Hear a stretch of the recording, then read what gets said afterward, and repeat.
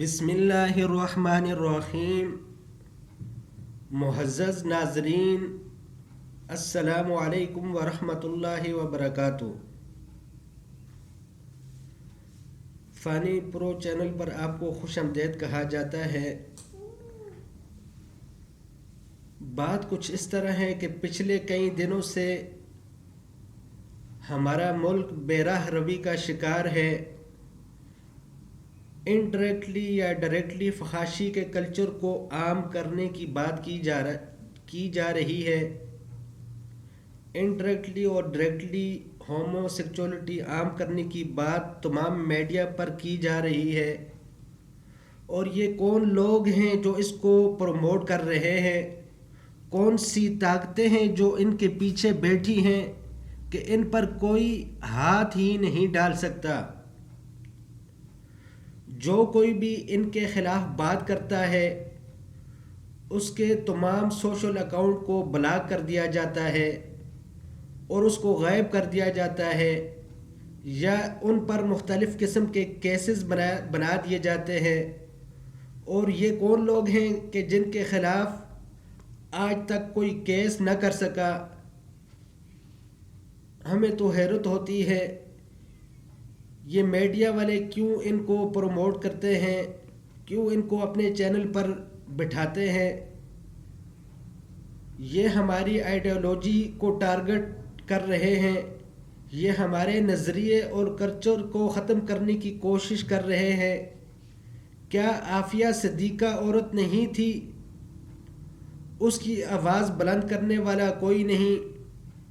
فلسطین کی بہنیں جن کے سر سے دوپٹہ کھینچا گیا، کیا وہ عورتیں نہیں تھیں؟ ان کے حقوق کی کوئی بات نہیں کرتا، ان کے لیے کوئی آواز بلند نہیں کرتا. وہ ہماری کشمیر کی بہنیں جن پر گولیوں کی بچھاڑ کر دی گئی، ان کے حقوق کے لیے کوئی بات نہیں کرتا. کیا صرف فحاشی کے کلچر کو عام کرنا ضروری ہے؟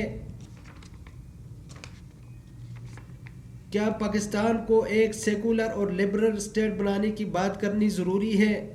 مطلب کس طرف لے کے جا رہے ہو اس معاشرے کو؟ پاکستان بناتے وقت جن لوگوں نے قربانیاں دی تھی، لاکھوں کے حسابوں سے اپنے جسم قربان کیے کہ اس ملک میں اسلام اور دین کے مطابق زندگی گزاریں گے، کیا یہ وہ کلچر ہے جس کی طرف یہ لوگ لے کر جا رہے ہیں؟ خدا را ان لوگوں کو پہچانیے، ان کے عزائم کو جانیے.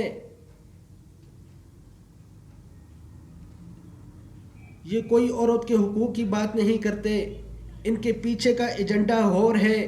ہماری سادہ مائیں بہنیں جو ان کے نرغے میں آ جاتی ہیں، جن کو ان کے ایجنڈے کے بارے میں نہیں معلوم، وہ بھی ان کے ساتھ شامل ہو جاتی ہیں.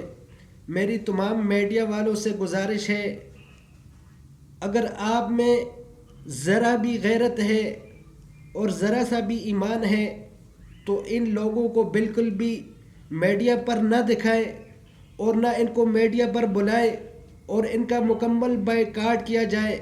اور تمام نوجوانوں سے گزارش ہے کہ ان لوگوں کو پہچانیں اور ان کے ایجنڈے کو ناکام کریں. جس طرح خلیل الرحمن قمر نے ان کو کھری کھری سنائی.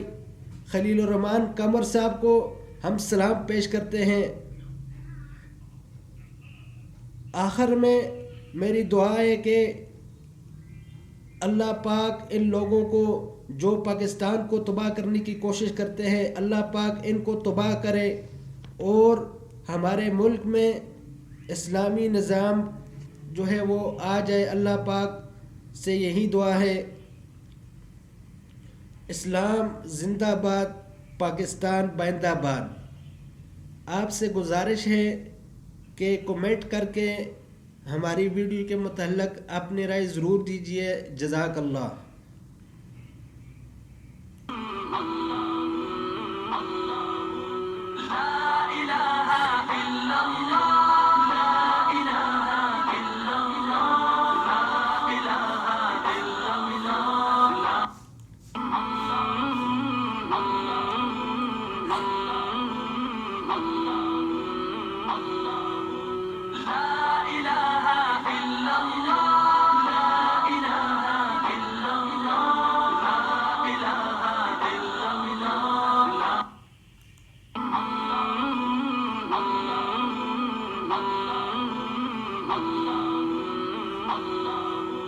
La